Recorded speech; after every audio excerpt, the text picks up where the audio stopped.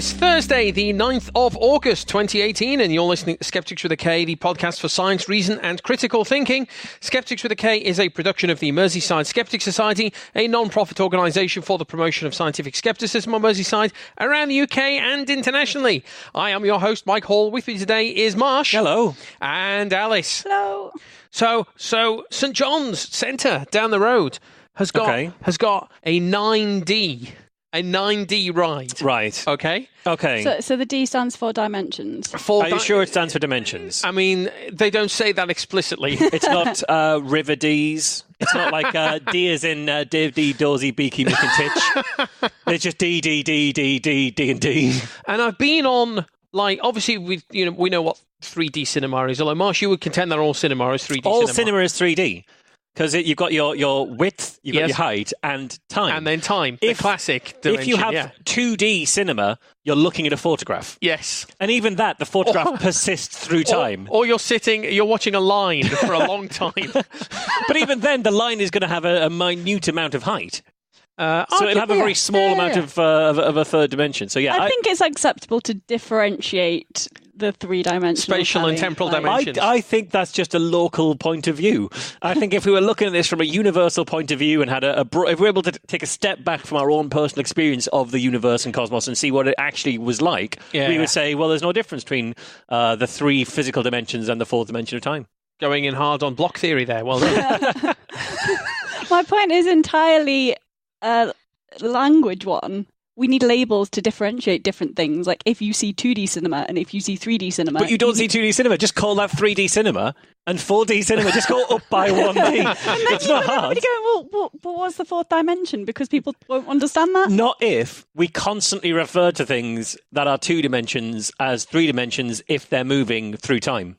A 3-dimensional shape, three-dimensional shape spinning, 4-dimensional. But that's not a solution. It is a solution. The system we have now is incorrect. Yes, but you'd have to then rewrite the entire system we have now, and we saw how badly that went when we moved from imperial to metric. Nah, it's fine.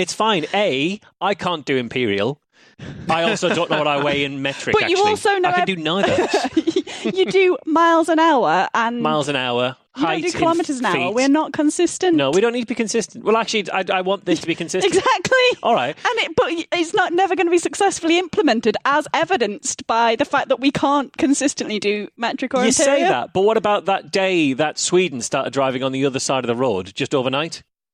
And it was fine. I think it was Sweden. Sweden got something right. It was certainly a Scandinavian country who used to be on one side of the road, and they went, hang on, this makes no sense. We're on the wrong side of the road here. And overnight went, whoop. That's the Scandinavians, though. Scandinavians can start referring to 4D. Yeah, sure they can. Yeah, they're allowed to. Just we will not successfully do it. I will. I'm starting it right here. 3-dimensional films are all films. Okay. 2-dimensional films are photographs. So we know what normal cinema is, and 3D cinema, what you would refer to as 4D cinema, is where you've got the special fucking glasses on and you can see stuff reaching out the screen and so on and so forth. Yes. And I've been to like 5D cinemas. Right. And it's things like they splash you with water a little bit. It's not a dimension. Little air vents. Yeah, there's air vents in the back of your chair. Air is not one of the dimensions. Air is just particles moving through the existing 3 dimensions in a 4-dimensional space. We had this conversation with Laurie on Thursday at the last Skeptics thing, and he's getting really irate. He was really irate. That is not an axis. Air is not an axis. Dimensions refer to axes. Boom. Physicist. But they have that, and the other one they had was Scott, because I did this at a theme park thing, or it was a Madame Tussauds or some fucking tourist shite when I was abroad. Something where they can't count D's. Yeah, and there was a thing where rats were meant to be scurrying between your feet, so you see the rats on the screen, and then you kind of feel them scurrying past the back of your legs, and it was because they had little bits of leather whipping the back of your calves, and so you could go, it feels like a rat. Ankle whips are not a dimension. Ankle whips are a dimension. When you mentioned this the other day, it wasn't, I was on a specific ride. It was, I was at the cinema, and my ankles were whipped by things. So when in the film rats went past, you got whipped by these whips around the back of your ankles, and I thought, how many films do you have where rats run past? It's like Indiana Jones and the Last Crusade, Ratatouille. True. Probably. Like, It could double up for like if you were walking in forests and things, and there's like. But they'd have to grass like and just plants gently and stuff. They'd have to move up. I think you wouldn't want to move side to side in a whipping fashion. You want a more of a vertical caressing. Well, no, it depends. Like if you'd walked through like a long, I can't even think of the word now, like a bramble Like a type copse. thing, and it caught on your leg and then flicked back, then that would whip you on the back of the leg. That would whip in the front of the leg, unless you're walking backwards. No, if you're walking forwards and it pulls back. It would whip you at the Yeah, it would front. whip you at the front. If you'd have to be wouldn't. walking behind somebody, you'd have to be walking backwards behind somebody who went first, and that's the only. So in all those films where you see a character walking forwards with another character behind them walking backwards through a bramble, yes, the ankle whips would also be useful. So there's two whole genres of film that so-called dimension is applicable to. I'm sure people, I'm sure your body would just pass it right, though. Like, even if it wasn't quite the right feeling, if you're expecting it to feel like a thing, then. I don't know. I'm not sure I'm ever expecting the back of my ankle to be whipped. We move in very different circles, clearly. so, but that's still a 5D cinema where you've got these kind It's of 4Ds in an S. physical interactive. You've got a sensation. stuff, and then you've got the 3D stuff, and you've got the Well, they should just time call it and- immersive cinema. Yeah, but that's still a long way from 9Ds, and I don't know what 9Ds Smells. is. So what happened is, Oh, you went on it? I haven't gone on it, but my friend Jade went over to them and said, "What are the fucking 9Ds then?" Right? And apparently they said, right, it's you've got 3D glasses on. Okay. So that's like 3Ds. Right. Okay. Arguably one for time, because I assume the picture in the 3D Do glasses they count is the moving. time? Do they count time in one of theirs? I don't. I'm being charitable. It'd be amazing This if is they steel didn't. manning. If they didn't, they are selling themselves short. They are 10D. by 1D. Yeah, so that's come on, true. you can be 10-dimensional here. So 3D glasses plus Okay. time. Why Uh-huh. not? Plus air. Right. So that's an extra D. Air. Right? Yeah. Oh, so Air. they're counting each individual sensation Sensation. that they're Yeah. creating. So that's air is a But D. air. You get an extra dimension for having 'Cause they air in the room. Put little, Yeah. No, they have put little blowy things behind your head. It's air. Being, Does it smell? If it smells, maybe. Being poked in the back by the machine. That's not a dimension. That's a dimension. That's 6. That's not a dimension. Right? That's like shit torture. Air poking. Air, the classic dimension of air, Yes, and air dimension. poking. And the poking dimension. Poking, which is obviously orthogonal to air. Yeah, I think the poking dimension was one of the 7 circles of hell in Dante's Inferno. The chair you're on Yeah. has got a little actuator on it, so it moves around. So that's a dimension. Right. I mean, Even it's though not. that's kind That's of 3 several dimensions. That's 3 dimensions, dimensions. yeah. But, And you you've know, already got that's just length, breadth, and height again. yeah, that's a dimension. Plus sound. Sound. Sound is Sound is not a That dimension comes for a film. standard. That comes as standard. with Unbelievable. Sound is fully dimension. Those are their 9D, which I'm not convinced that there's 9Ds there. I don't think that added up to 9. You Air might if you, poking, moving chair. You've got three dimensions in your goggles. Yeah. Air poking, moving chair, sound. Maybe if you said That's- the chair moving at a different angle and the chair moving at a different angle. So, yeah, the that's chair your, moving that's your through 3 9Ds. dimensions. That I think that's a stretch. Personally, Personally. if I saw this was 9D cinema, I'd assume it was just very cheap and old-fashioned. That this was imperial coins, just 9D, 9 pence, 9 pence. 9 pence. 3 threepenny bits. 3 to threepenny get bits. on the 9D Yeah. ride. Yeah, absolutely. So you're going to do the 9D ride? I'd quite like to give the 9D ride a go just It to see sounds really shit. how shocking it is. They've got video on their Instagram of people on the 9D ride and everyone looks fucking bored. I think I could stand behind you. I could stand behind you now and turn this into a 9-dimensional Into a 9D podcast ride. recording. 'Cause If I I can- just need you in the back. So it's basically one of those little machine things that you climb in that simulate spaceship rides and things. Yes, not But- even that big. But with a little bit of extra wind. With Like the some one we air went to at the and sound. U-boat experience, the not, space experience. The space, Yeah, where it was the museum lift. Thing, yeah. Oh no, it wasn't lift. It was another thing, and then it broke down. Well, half. yes. I think we've probably talked about this on the show before when we went to the space museum Spaceport, for Warren. is it? So Spaceport, that's Yeah. it, over the water for Warren's birthday, and it's just universally shit. Still thinks Pluto is a planet.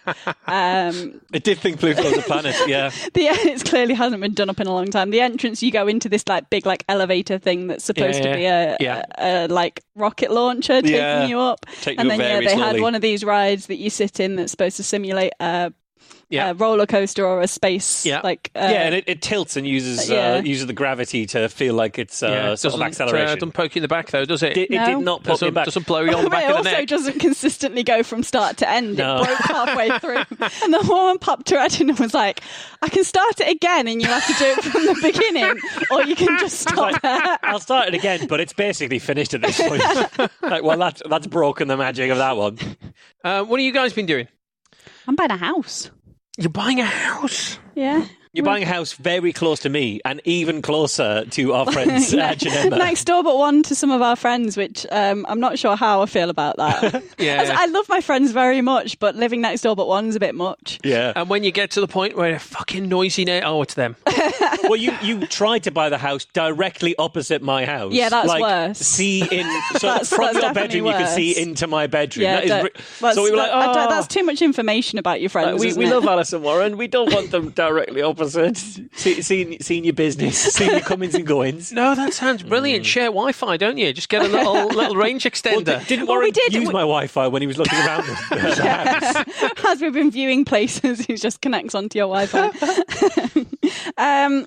Adge did suggest that we might eventually try and buy the house in the middle. Sure. And just knock it through. Little knock through. Yeah, and then knock the loft through and have one of our friends living in the loft above the three different houses. Yeah. Why not? Have James Samuels just running back and forth. It got weirder than that, but it's not for public consumption. So we are... but the stressful thing is that we have agreed to buy a house. Mm-hmm. We have made an offer. The offer has been accepted. We've told our solicitors that we are buying this house. We've sold our flat. There's a guy who's made an offer. We've accepted it. Yep. He's told his solicitors that he's buying a house. We've got everything being organised. But nothing is confirmed until you exchange contracts, which is literally the last thing you ever do. Yep. Mm-hmm. And it's really, really stressful. And it stressed me out the first time when we were just buying the flat. But now there's two contracts that could fall through. Yeah. I don't understand how people do it when they're in a chain. When it's like, there's a 5-person chain, how does this even ever work? Yeah, we're very lucky that actually the person buying our house is an investor, so our flat is an investor, so he isn't desperate for it to move over quickly. Yeah. And the person we're buying the house from is moving in with our partner down in Cornwall. So we're not waiting for anything else. Yeah, there's no additional length to that chain. There's just you're just a link in the middle. Exactly, yeah. We're the only awkward ones.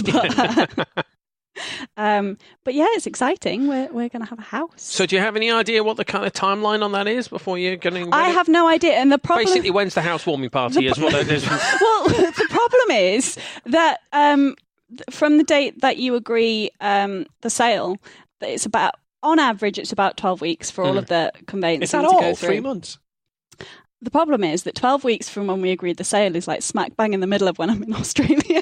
Excellent. That's good. You can wait. You can delay it a week. Probably work around it, but it's not ideal. No, just get Warren to do it while you're away. No, he's coming with me. That's true. So we've got Warren's mum flat sitting and looking after the dog. Yeah. And presumably someone else to loads manage of the house, paperwork to do. So I'm sure it'll be fine, but it's all exciting and stressful and fun at the minute. The other thing that happened to me is I made a hole in my foot. You made a hole in your foot? You did make a hole in your foot. About a week after I made a hole in my foot. I'm not going to make a hole in my foot. This isn't a thing now. This is like an initiation rite. So I got up in the middle of the night, about 3 o'clock in the morning. Because that would be the only time you wouldn't be wearing shoes. Yeah, obviously. I take my shoes off, I get into bed, I get out of bed, when put you my told shoes me back about on. your foot injury, it was the first thing I thought was, but why are we walking around without shoes on? That's not a Mike thing to do. Or maybe you dropped something in your shoe. Oh, God, that'd be a nightmare. If you ever drop anything in your shoe, you're guaranteed to stand on it. Yeah. But so I got up about 3 o'clock in the morning. I got up and I'm just going to the loo, and you get those metal strips that go across the bottom of carpet that go underneath the door. Yeah. So I had one of them. And you haven't screwed the screw all the way in. And there was a screw that was just a little bit proud, just a tiny little bit. Standing a little bit proud of the thing. And so of course I gouged a fucking divot out the bottom of my foot. Oh, Christ, it fucking hurts. And it's healing, but it's healing really slowly because I'm having to fucking walk on it all the time. Yeah, makes sense. So now I had to there was a bit of flappy skin hanging off and I had to cut that off with fucking scissors of the thing, and the bottom of my foot looks like a jammy dodger now, and it's just... You're not better off just trying to glue the thing back together? The carpet strip on my foot. Your foot. If it was a flap, you just sort of like... You can get this sprayable plaster. Warren's got some. Yeah. That you spray and it becomes a protective barrier. But Jesus Christ, it is the most painful thing known to man. It hurts so bad that every time I have an injury, Warren's like, do you want some of that sprayable plaster? I'm like, no, I'm just going to suck it up. I'd rather fucking amputate. I never use plasters. Whenever I get myself a little cut or something, I never use plasters. I tend to use a plaster until something stops bleeding and then take it off. I tend to be all right. I tend to just sort of I don't know if it's a skin thing, but I put pressure on it and then the blood seals it shut. So if I catch it early enough, it just eventually clots. That's no, but I've had it before where I've had a fairly deep, not a deep cut, but you get a kind of a gouting. If you're peeling potatoes, say, right, and you end up peeling your thumb by mistake, and you've got and it goes in a bit. It's like you can pull it back. This is what just put pressure on and. But now you're part man, again. Part potato. The potato doesn't go in. It's on the blade, isn't it? I've not got potato coursing around my veins you're full like of I'm potato Spider-Man. Starch. You're potato man. You've got a rubbish superpower. You don't know what my superpower. Well, you know what potato man's superpower would be. Well, what can a potato do? Grows eyes over time. I can look in all directions at once. They're very versatile potatoes. Turn their hand to anything. That's very similar to what I did to my foot. I managed to slice it with a scalpel. Potato peeler. With a scalpel. But the problem was, so I had a splinter in the side of my foot. Okay. And I was trying to get it out with a scalpel because I'm ridiculous. Because we're critical thinkers, but also idiots. Yeah. It was a sterile scalpel. That's not the point. People would normally go for either tweezers or a needle. Well, yeah, I tried all of that, but none of it was working. Then it's just a spelk. It's fine. No. Thing Just about leave being it. critical thinkers, it means we get to sit here and go, this is a really bad idea, but let's give it a bash. Yeah. So that's what I did. But I did it whilst I was also watching Captain America. Good, because it's the kind of thing you don't need to focus on, really. Either Captain America or performing minor surgery on yourself. With a scalpel. My hand kind of slipped. And Yeah. I kind of... It'll do that. Went half an inch into my foot. Which, it didn't hurt at all because it was a really sharp scalpel blade. Yeah. But the problem was I was in the flat about it. on my own with the dog. Right. And I'm having to hop around the flat. All my first aid kit is packed in boxes because we're moving house. Oh, good God. So right, I'm hopping around the flat, trying to hold pressure on my foot to stop it bleeding, trying to stop the dog eating the blood off the floor. Oh, God. What if he gets a taste for it? Oh, God, this is how Lupin becomes a werelupin. He's already named after a fucking werewolf. And then I managed to find I keep these little Spider-Man plasters in case of emergencies. Right, yeah, good. But they were shit kids plasters, so that didn't soak up the blood. So then I'm having to try and find Warren's first aid kit and pull out bandages and dressings, and eventually I managed to bind it all up and stop it bleeding. But it was the most stressful Saturday night. And I still haven't finished watching Captain America because it took me so long that by the time I'd finished it was basically bedtime. So I was fuck. Bloody hell. I don't know if I've told the story on the show before about when I started bleeding from the head. Spontaneously? Not spontaneously. I've got this blood mole on my ear. Okay. The only reason I just remembered it now is because I was thinking of using dressings to stop things from bleeding. Okay. And that was the only solution for my bleeding. What looked severely from the head, but was actually very minor. I've got this blood mole right next to my ear. Yeah. And in the winter, I wear earmuffs. So I took my earmuffs off and I'd caught this blood mole with my fingernail. And the problem is that blood moles have their own blood supply. Yes. So if it starts bleeding, it doesn't stop. Yeah. So it was literally just pouring down the side of my face. And I was in John Lewis shopping at the time, and I went up to a woman and was like, I need a first aid kit. I need you to help me with this. And didn't explain what had happened. So she's like, oh my God, there's a woman bleeding from the head. Went off and panicked, brought over the manager, brought over this first aid kit. I was like, no, it's just a mole. It's just bleeding like crazy. And in the end had to go to Superdrug holding loads of paper towels against my head to buy dressings and sticky tape to like stick over this mole. And walking around town looking like I've been shot in the head or something because I had this huge, like ridiculous, dramatic dressing on the side of my head because the only way I could stop it from bleeding. So, Marsh, have you been shot, stabbed? I've not been gouged shot. A hole in your I've not own been shot. face? I've been stabbed. I'm doing all right, to be honest. Good. I'm generally doing all right. I was back in the northeast this weekend. Went back to see Newcastle. Nicola got me tickets to see. Yeah. She told me tickets to see Newcastle versus Wolfsburg, a friendly. I thought, Wolfsburg, they're a really good team in the German First Division, or German top league. They're a pretty decent side. And then she got the tickets, and then I looked at the fixtures, and it was Newcastle versus Augsburg. I've not heard of Augsburg. Okay. And I thought, okay. And she's like, I got my bergs mixed up. So I was half expecting to turn up and see that even that was wrong, and it was like Newcastle versus an iceberg or something. Which would have been handy in the end because it was a really fucking hot day, and we sat there baking to death in the stadium watching a very drab game. And Geordies aren't made for hot weather. They're not made for hot weather. I did say I was wearing a Newcastle top, obviously. I said, God, I'm so hot. I mean, I think I could take this top off, but I don't know if that's a done thing around here. So yeah, I did that. We've recently had some like big bookshelves put in our house, which meant we got all of the books from everywhere around our house, and brought them down to the living room. And I thought we've got like 4 bookshelves in each of the alcoves of the sort of 8 big wide shelves to go in our living room there.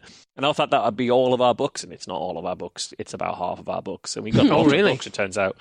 And so I thought, you're going to put books on shelves. You take your books, you put them on shelves. That's not the process. No, that sounds like... Apparently the process is you take every single book you have and put it in the middle of the floor and then start sorting them into piles. And start sorting those piles into other piles and then alphabetizing those piles, and then they go up on the shelf. So it's like, well, that's the drama section. And I think at one point Nicola said, was Christopher Marlowe before Shakespeare or afterwards? No, he was definitely before, but we don't need to have the drama section in chronological order by date of publication. So we got the history section, moving into the biography section. If she has to ask then, how is the ordering actually going to help her find the book that she wants to find? No, it's not going to help.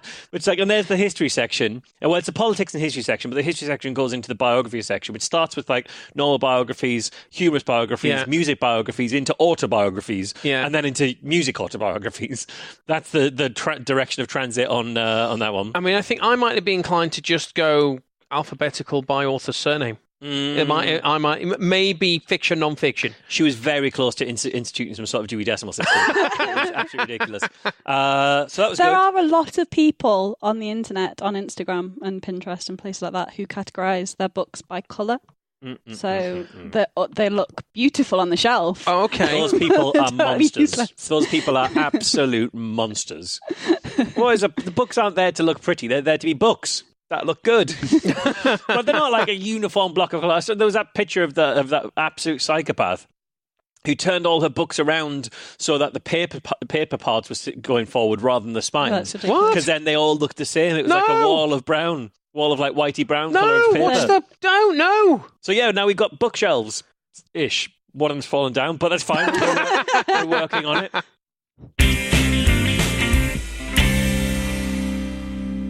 It's been a bit of a while since we talked about psychics on this show. I can't remember when the last time we really went into talking about psychics was really. And it's perhaps even longer since we talked about Sally Morgan, Psychic Sally, arguably the most prolific or biggest psychic in the UK. Certainly in the UK. Over the last 5-10 years, something like that. Yeah. I'd assumed the reason we'd stopped talking about psychics is we just fully fixed the problem. Yeah, just done. There's no more psychics. Solved. Or they prove themselves to be genuine. Yeah. So no longer need to be sceptical. Psychics have proved themselves to be genuinely psychic, and therefore there's nothing to scrutinise about their claims. So is that not the case then? Not the case, I'm afraid. Oh, okay. Sally's been in the news a fair bit of late, and the headline's been dominated by 2 themes.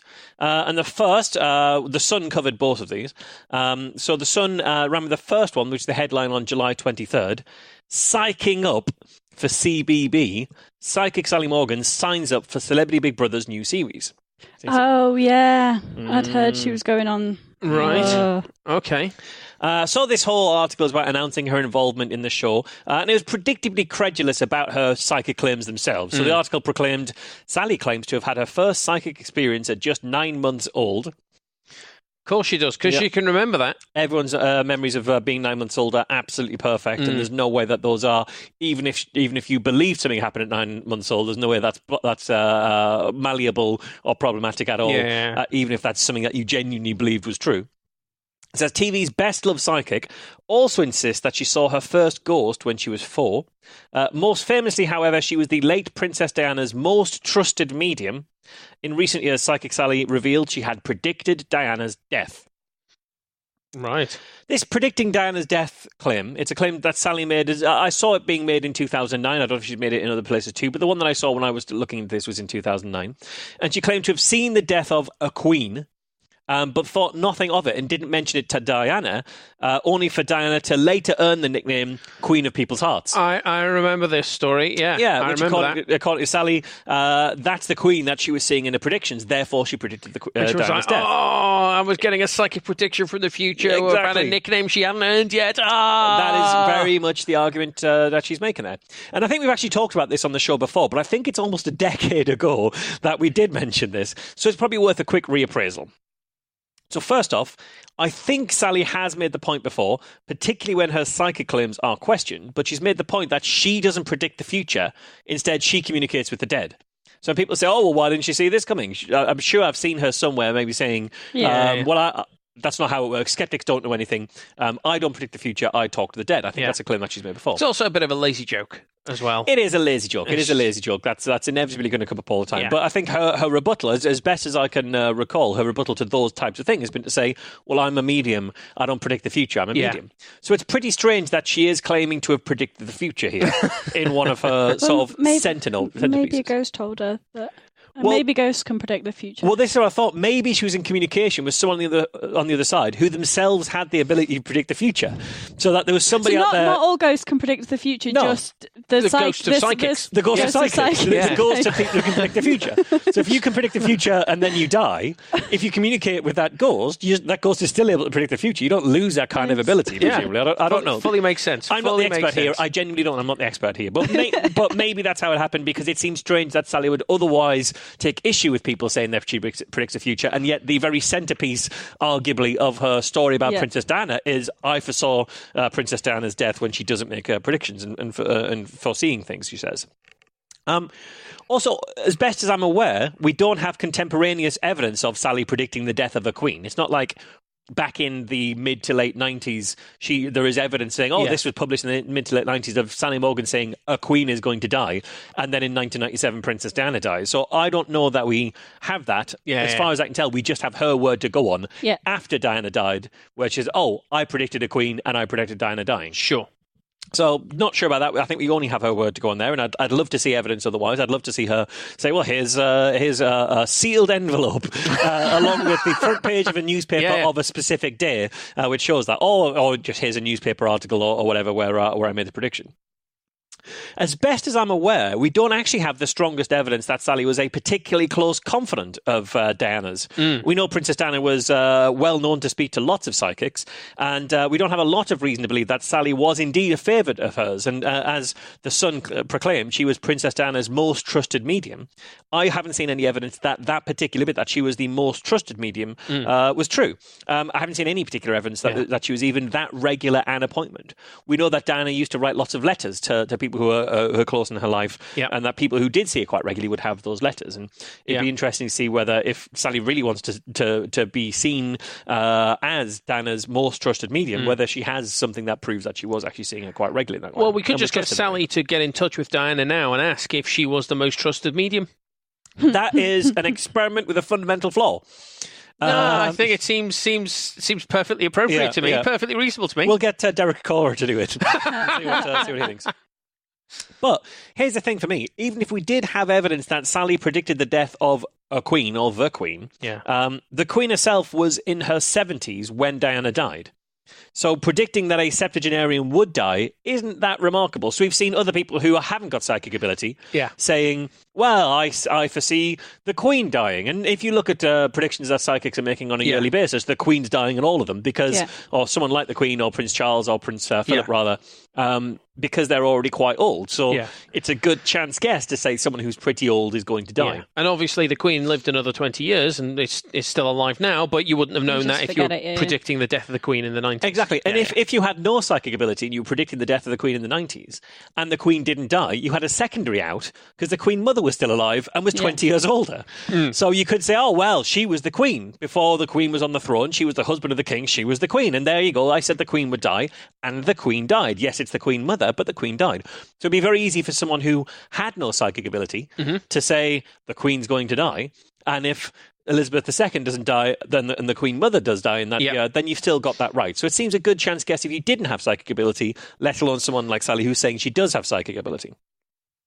But underneath all of this, the story is that Sally foresaw a queen dying, was in regular contact, according to Sally, with Princess Diana, her most trusted medium, and she didn't mention the Queen dying to Diana because she didn't think the Queen in her prediction was the Queen of Hearts, Diana.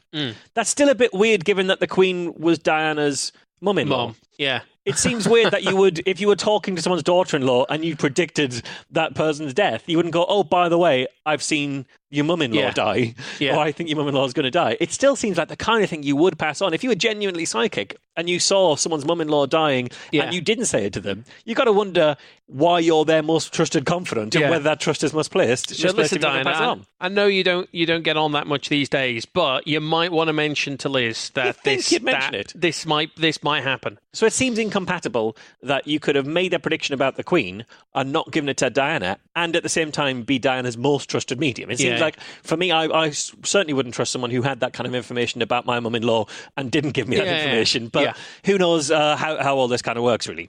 Still, all of that aside, the main thrust of the article is Sally's participation in this year's Celebrity Big Brother. And I must admit, when I saw the reports that she was going to be in the house, I took them with a pinch of salt. Because I'm pretty sure I recall, I think this isn't the first year that Sally has been named in the swirling rumour mill of people going to be in the show, people linked with the show.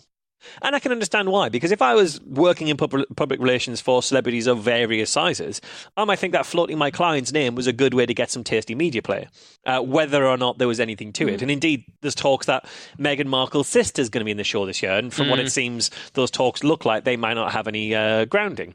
So it doesn't generally always pay to listen to speculation, so I sort of took it with a pinch of salt. However, that's not the only story that The Sun has ran on Sally Morgan recently. In fact, on the 29th of July, they published the following. Didn't see that coming. Celebrity Big Brother star Psychic Sally hit with a whopping £3 million tax bill. Oh, I saw this, tax bill. So the story says the TV clairvoyant also wound up her company last year amid mounting debts. Big Brother entrant Psychic Sally's been hit with a tax bill she didn't see coming. Hit the joke twice there. There for £3 million, for almost £3 million. Company's House documents show HMRC has lodged a £2.9 million and change pound claim against Sally Morgan Enterprises, which the company disputes. And the liquidators are pursuing a $300,000 plus loan that was taken out by Sally and her husband John, and according to the liquidators, never repaid. The article also says that John and son-in-law Darren Wilshire were fired from her management team 4 years ago after a homophobic rant at skeptic Mark Tilbrook, who handed out leaflets outside of her roadshows. A spokesman for Sally did not answer whether the loan had been repaid or not, but did say Enterprises is in voluntary liquidation due to company restructuring for the Sally Morgan Group. The group followed professional advice. The figures claimed by HMRC are not correct and have not been verified. The liquidators are challenging HMRC's claims. So I thought all that was quite interesting. And I actually found myself looking at Sally's tour dates recently, just the other day, because there was a time when she would play huge venues and we were estimating, and there was even an article that Chris French put together looking at what kind of income a massive touring psychic could make. And it seemed like it was a decent amount of you're selling out the Liverpool Empire and you're charging about this much money. Let's say it's like 20, 30 quid a ticket, 1,000, 2,000 people there. There's a decent amount in there. And obviously the venue takes this and the promotion takes that, but you can start estimating roughly some figures. So I found myself looking at tour dates the other day, and it struck me that the list of her regular venues seems to have changed. Because for years, for example, as you say, when Sally played in Liverpool, when she did her stage show in Liverpool, she performed at the Empire Theatre, which is a big 2,350-seater venue by the train station. And I looked up what the capacity is. They say their stated capacity on their website, 2,350 seats. And I think it's the biggest theatre in Liverpool. It certainly is. It's a big deal before you get to an arena. This year, however, Sally is playing the Epstein Theatre, Right. which has a modest 380-seat capacity. Yeah, the Epstein's tiny. It's Yeah. a cute little theatre. It's a great, it's a lovely little theatre, but that seems it is small. It seems a small room when just a few years ago Sally was regularly playing to venues of 1,000 or more seats. I borrowed a police box from the Epstein once. Did you? Yeah. Did you give it back? For a Doctor Who convention. If you didn't give it back, they'll be after you. Well, I was doing a Doctor Who convention and I heard that someone at the Epstein had a police box in the foyer, so we went down, there's a police box in the foyer, and we said, can we borrow it? And they said, yeah. So we borrowed it for the Doctor Who convention. We had it on the side of the stage. We took the back off and put it in front of a false wall so that people could come out and so it looked like they were going in and out the TARDIS all the time. Lovely bit of business. And we gave it back to the guy from the Epstein, and about 6 months later, someone told me they'd seen it in a skip out the back of the Epstein. It's like, fucking, if I'd fucking known, I'd have completely had away with that. Yeah, or at least you'd have said to them, if it comes to throwing this out, don't. I'll have it. Yeah. But no, they skipped it. Was that then? Because then the Epstein Theatre was closed for a long time. They've only It was a very long time, refurbed and It was opened even before it was the Epstein. I think it was the Neptune when I borrowed it. It was off the it, Neptune, and then when it was closed to refurbish it to the Epstein, that was when they skipped their police box. Fuckers. That is ridiculous. That is Was ridiculous. a police box because it had 3 roof stacks, Right. not 2 roof Not stacks. 2. Although the door opened inwards, which real police Classic. boxes didn't. No. The TARDIS always the doors Obviously. opened inward, except There's a more couple space to open inwards. couple of times where it didn't open inwards, but that's because the doors on the back of the actual prop, they opened outwards, so they could open the back of the prop and have more people coming out the prop. Nobody cares. Nobody cares here. So I looked up the actual capacity of Epstein Theatre, and it's 380. And I started to look at the other venues that she's playing this year to see whether the Liverpool show is a bit of a one-off, whether it's just like the Empire was booked and so she's gone to the Epstein. Now, I can only work from the venue names that are on her website. Hang on, you say that, but you know, the Empire was booked, so she went to the Epstein, presumably because the Everyman was booked and the Playhouse was booked, and there's a lot of there are venues. loads of theatres in Liverpool. Unity Theatre. Before you get down to the fucking Unity. Is Unity bigger than Epstein? I'm not I sure it don't is. know. No, probably similar. It's probably size. about the. It might be a bit smaller. It might be a little bit quite smaller. Cozy. Yeah. So I can only work from the venues that are named on her website, which she's named them all for as far as I can see.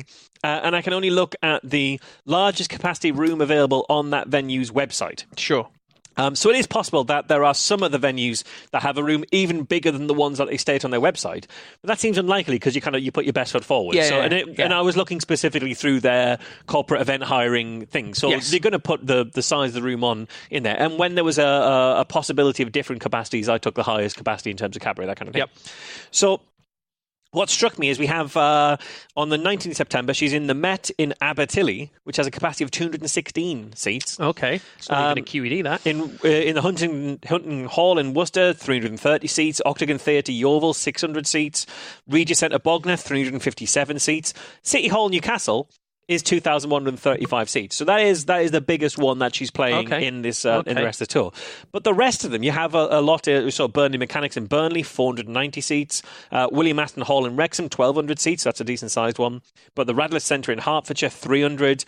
And we've got lots in here that down her list. So some in the 1,400s, but others that are 600, 500, 300, 300, 400. So there's quite a span. Yeah. But it does seem to be as best as I can tell, a smaller set of venues than the ones that I've seen her in the past when I've looked at where she's been touring. In fact, the average number of seats per venue across this tour of 32 dates, this is between August and November. Well, sorry, September and November. Okay. The average number of seats per venue is 746. Which when she used to be selling out 1,500, 2,000 a night, it does seem down on previous tours. I also compared the number of dates in her tour between September and November in 2018 to September, November 2014, which is the last time that I'd had a look at what dates that she had. And she's got 32 dates this year, 49 dates in 2014. It was also interesting that she used to always go to Australia during the winter. Yeah, and do tours in Australia, which I've been to Australia during the British winter, and it's a very smart move to get down there because it's lovely. And you're going to do that this year, in fact, Alice. But unless I'm mistaken, it doesn't seem that's something she's done lately. So she's playing fewer dates in smaller venues and not doing the international bit of her tour, it looks like. As far as I can tell, which is surprising because it was only a year or two ago that she was trying to crack America. Yeah. And I think had a couple of interviews out there and had a very American-looking photo shoot done where she had very long, flowing locks. So it's a surprise to see that she's not doing, as far as I can tell from her own website, she doesn't seem to be doing the international stuff anymore.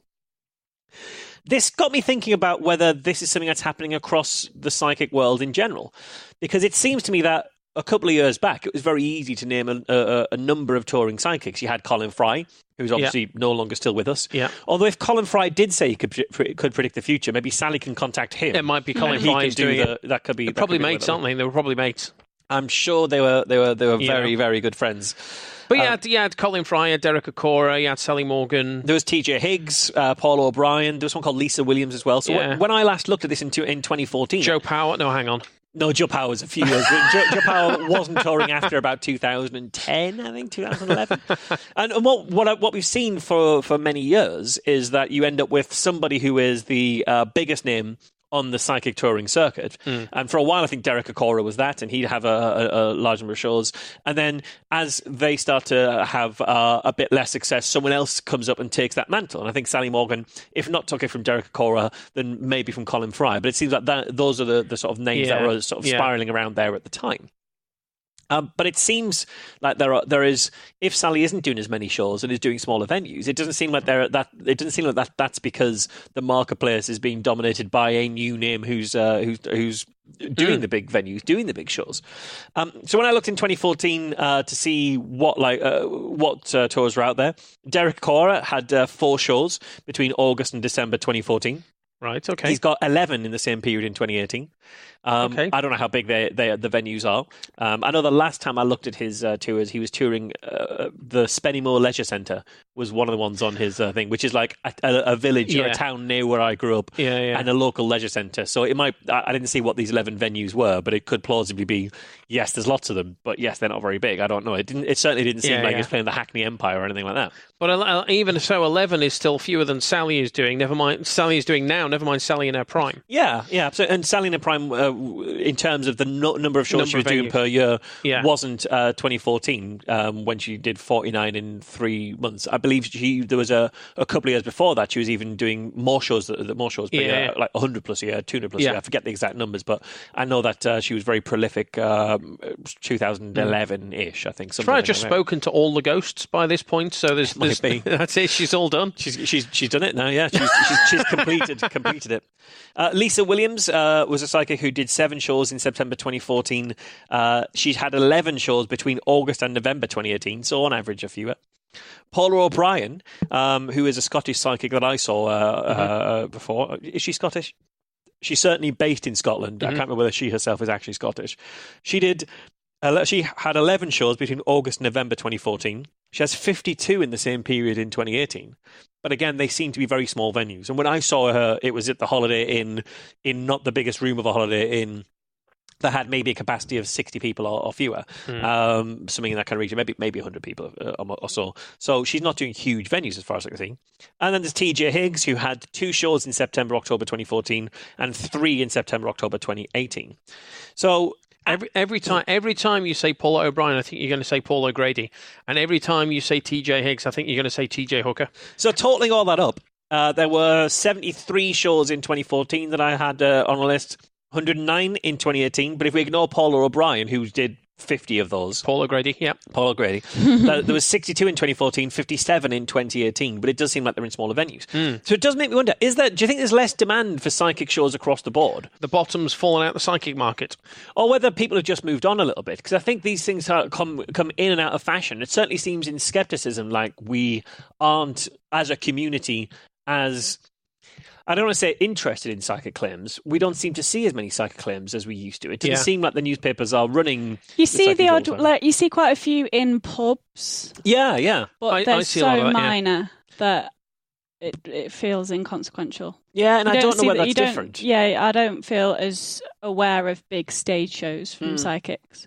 But I wonder as well, we are seeing big stage shows from David Icke. We went to see, and there was thousands there. So this has been part of my kind of thinking for a while, that that skepticism was through psychic and psi claims for a while, and then into alternative medicine, and now it seems to be more in conspiracism stuff. Yeah. I wonder whether this is a symptom of the changing zeitgeist of the general trends, population. So I we were saying the other day that crystals are massively popular again at the minute. Crystals are everywhere at the minute.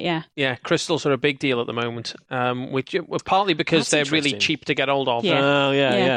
So even Accessorize, massive chain jewelry shop in the UK, they have, not only do they sell things with crystals in, they have signs telling you what each of the crystals does and what the properties are. Claims for it. Yeah, that's interesting. I didn't know that. So will Sally Morgan be in Celebrity Big Brother? Well, it starts on August 16th, which is a week after this show goes out. Mm-hmm. We will have to wait to find out, but it's worth bearing in mind that Celebrity Big Brother 2017 ran for 25 days. This year starts on August 16th, and so would likely run into mid-September. And notably, Sally's first tour date of the year is September 19th. So it does seem possible.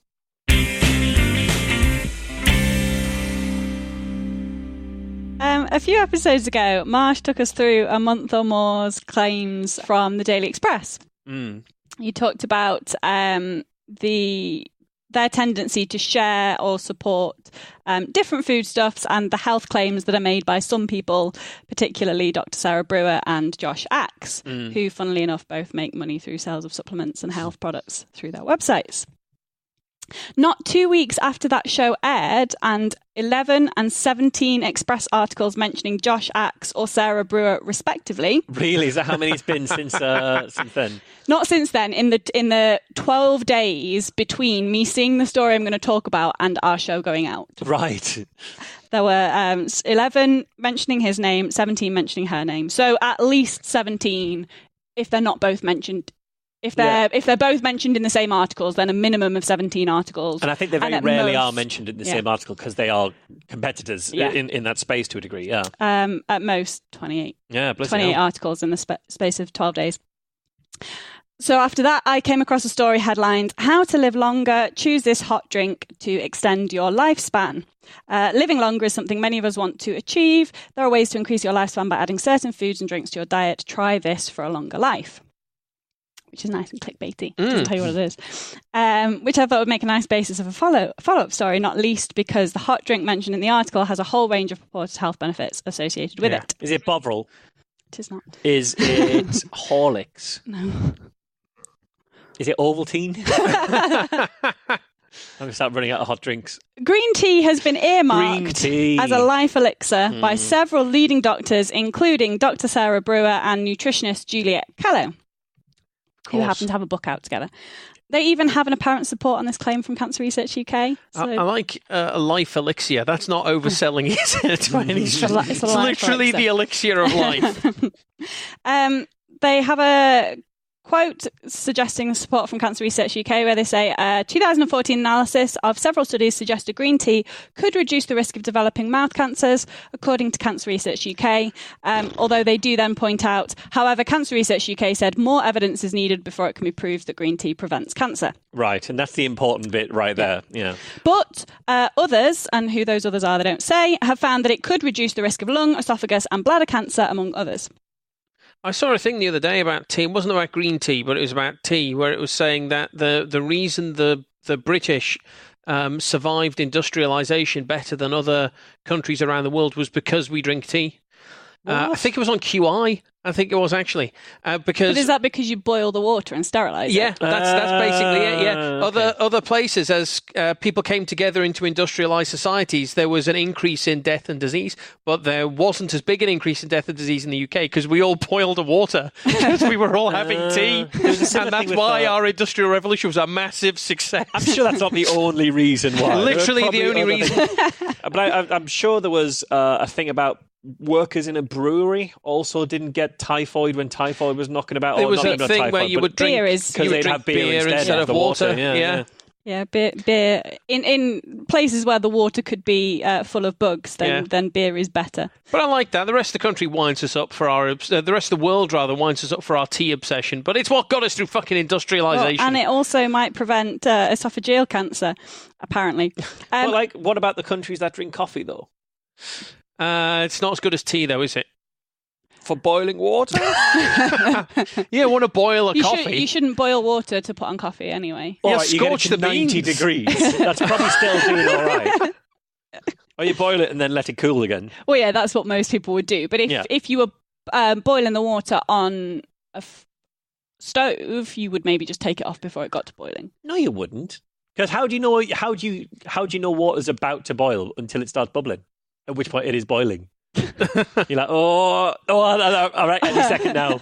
I mean, it's doing a lot of steaming, but it's steamed at 70 degrees. Did you see the thing recently on Twitter? There was it was something like the Yorkshire Tea Society or something tweeted a photograph of, it's Yorkshire Tea I did Day, see that. or some fucking thing. I don't remember what it was specifically, but they were pouring a cup of tea from a teapot with the milk already in the tea coming out the tea. Oh, what are you doing? You poured it from a teapot and it came out as tea. It came out as tea, like ready done tea with the milk in and everything. What do you do? Is there still a tea bag in there? Are you some sort of inhuman monster? And then you put the milk in the pot first. It was horrible.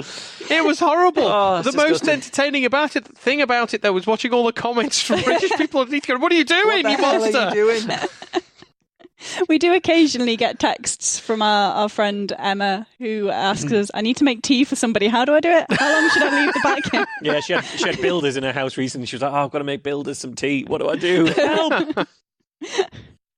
Should I put the tea bag in? Now, how long do I wait? Alzheimer's Research UK were also apparently supportive of taking green tea as a preventative to Alzheimer's disease. The Express article said, Alzheimer's Research UK, the charity campaigning for more help with dementia, said green tea may help prevent the condition. The charity made the claim while referencing a study published last year in the Journal of Nutrition, Health and Ageing on green tea's effectiveness in 957 over 75s living in Singapore. A representative cohort then. How many people was that? 957. And what journal was it? Nutrition, Health and Ageing. So this was all in Singapore? Yeah. It could be nutrition, health and Asians. Okay, good.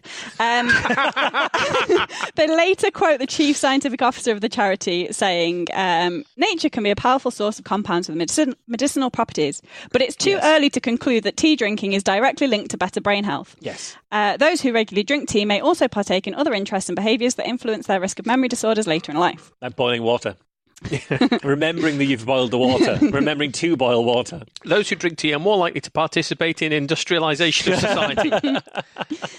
It's your standard food-based non-story, although it is interesting on a few levels. Firstly, it feeds into this inherent mysticism that Westerners seem to hold around health products originating from ancient Eastern cultures. It's interesting how our general lack of understanding in how Eastern cultures let us believe that the East is both primitive and wise in equal measure. Yeah. Green tea is derived from the same source as all other classic tea types. And I say classic as in not herbal teas. All right. Not classic as in like PG tips. Like that's a classic tea. As in, it's not a good tea, but it's a classic tea. As in white, green or black tea. They're all derived from the leaves of Camellia sinensis, a small evergreen shrub. The leaves are subject to different types of processing which give rise to the white, green or black tea. So they're all from exactly the same source.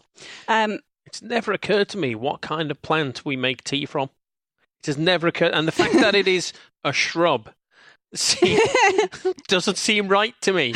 Well, it's leaves, isn't it? Yeah, and but it's specifically but the tips of the leaves. when you see the leaves, of PG tips. They don't look like the kind of leaves you'd find on a shrub, but also that's because they've been processed. Who was the first person who says pop a bit of the shrubbery in some boiling water? Yeah, but people have nettle tea. And then get a bit of that stick some nettles in cow boiling and pop water. that in as well, but not in the pot at the same time, because that will make you some sort of monster. The first people who came up with tea wouldn't have put milk in it. Well, they were wrong then. So well, they were lactose intolerant. And still wrong. Yeah. The tree itself produces caffeine, which means that all three types of tea are caffeinated. And you need to only Google green tea to see a whole host of websites lauding its health properties, including Healthline, which recommends green tea for improving brain function, reducing anxiety, burning fat, reducing cancer risk, obviously, lowering the risk of neurodegenerative diseases, improving dental health, lowering diabetes risk, lowering lowering cardiovascular disease, increasing weight loss, and helping you live longer. So, first of all, dental health. But doesn't green tea stain your teeth worse than other types of tea? I do not know. I believe it does, but I could be wrong. Also, you said even Helpline. Who are Healthline, rather?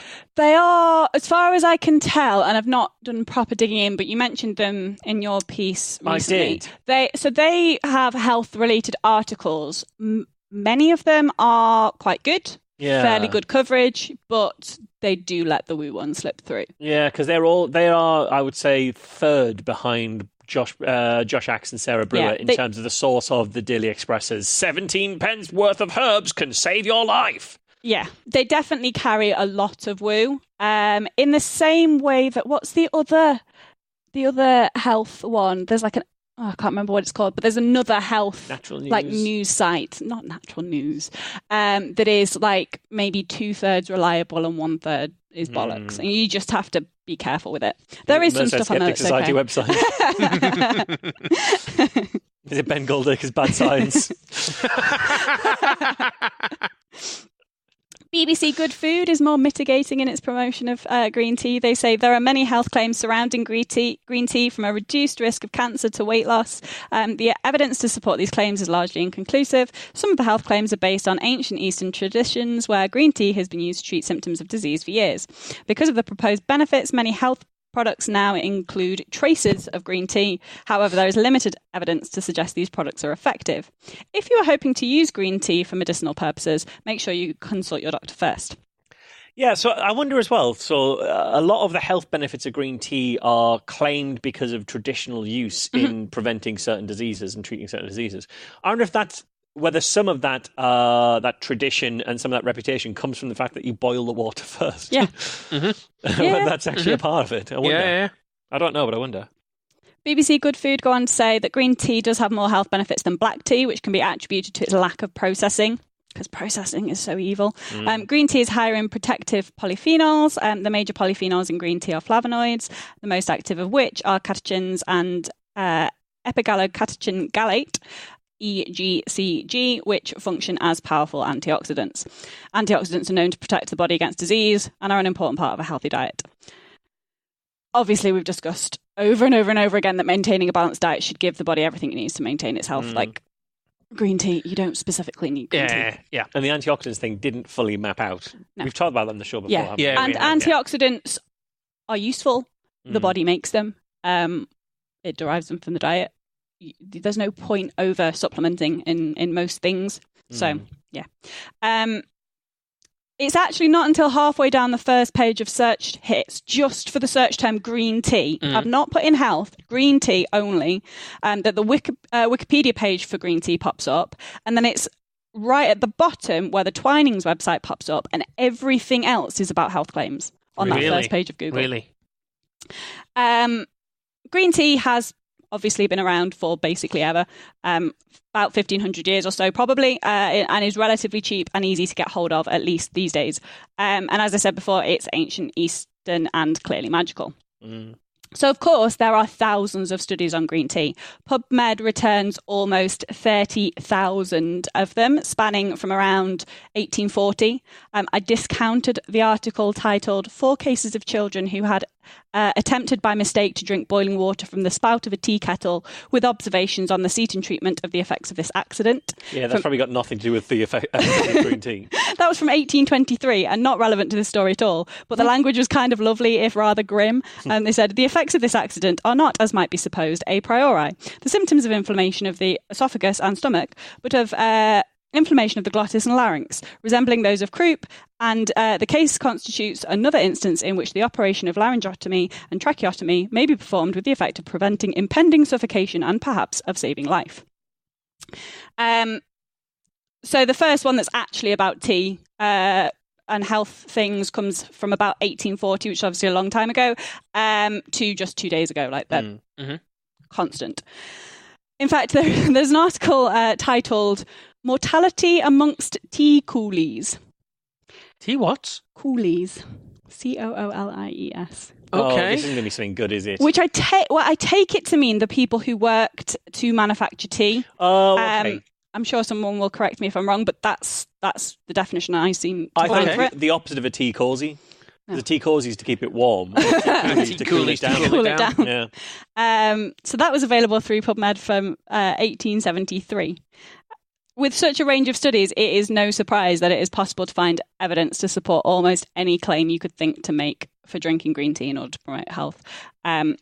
But with such a wealth of history and number of studies, you would hope that any strong benefit of something taken so routinely by huge parts of the global population would be clearly apparent from population-wide studies.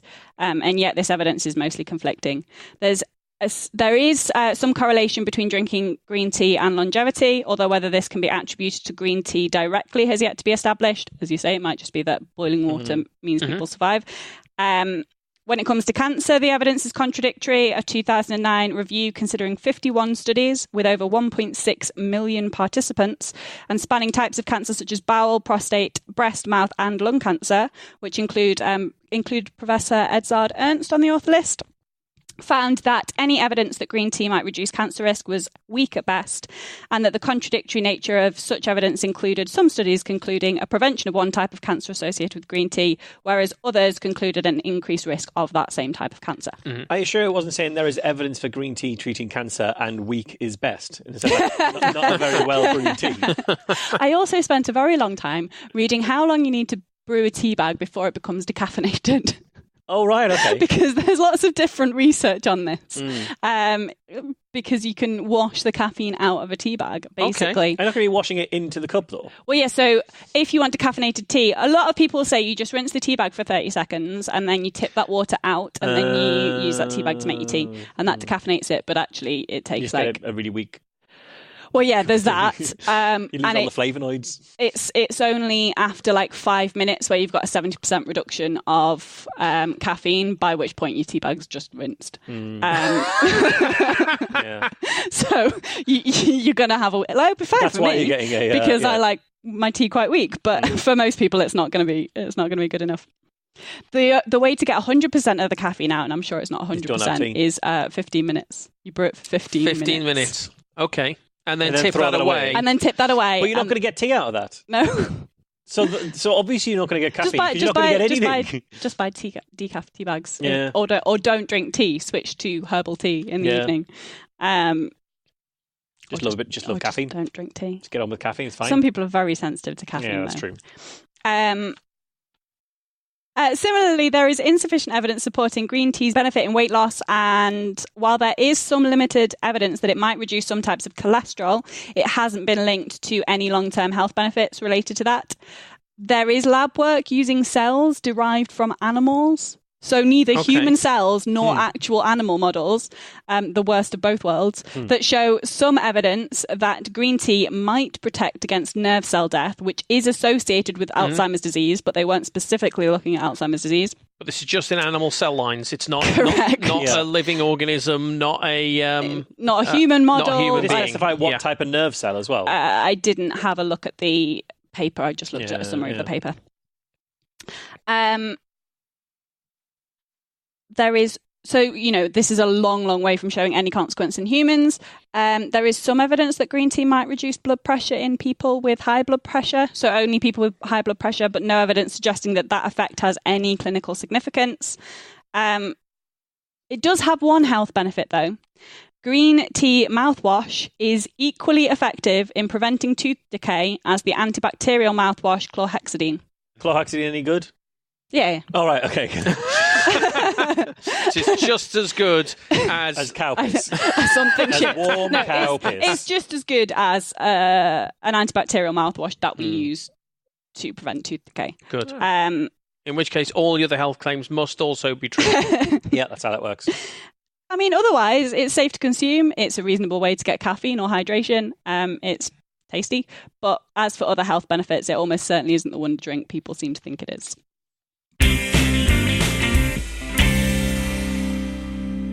So QED, we've got some stuff to announce for QED.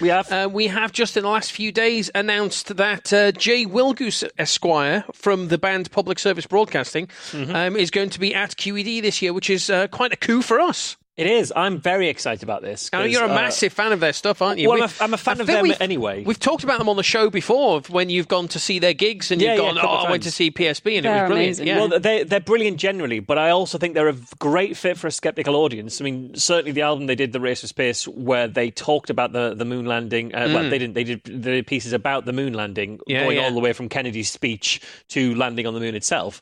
And one of the motivations for doing that was because people are denying the fact that we landed on the moon, and they think it's one of the greatest achievements we've ever had as a species. So they put this out to try and put excitement back into the discovery of and the achievement of that. So they're a really, really interesting band, and I'm really interested to hear what he has to say about the way they go about stuff. And I think that's a great rebuttal to people who deny that the moon landings happened. Is not only did they happen, but it's one of the proudest achievements of the human race. And just turn that around and be very positive about it, which is really cool. And Alice, you're not going to be there. Disappointed. I'm really sorry.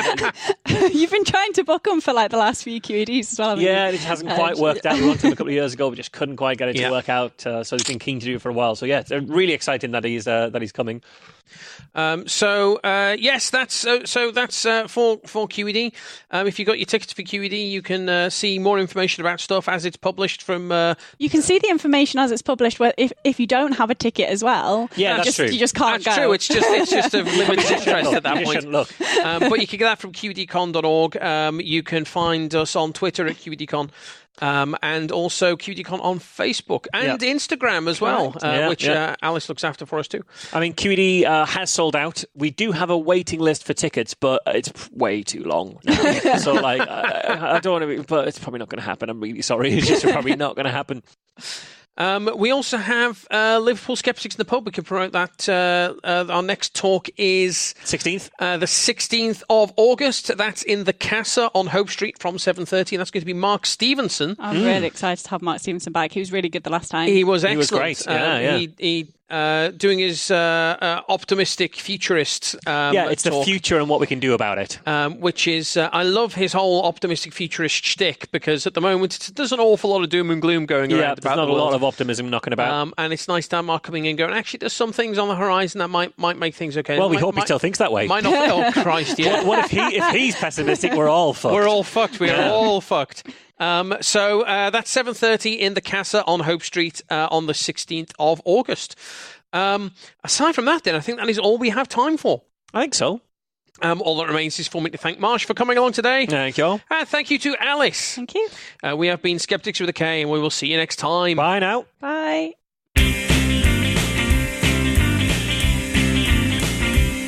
Skeptics with a K is a production of the Merseyside Skeptics Society. For more information, visit our website www.merseysideskeptics.org.uk or email podcast@merseysideskeptics.org.uk.